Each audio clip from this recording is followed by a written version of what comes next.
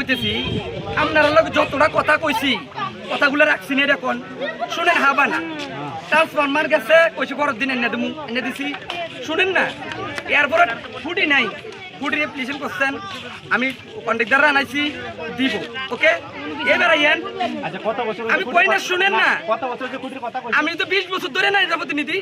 আমার কথা শুনেন এরপরে এনে তো খুঁটি ভেঙে ভরে গেছিল নি কারেন্ট একদম লাইন বিচ্ছিন্ন হয়েছে নি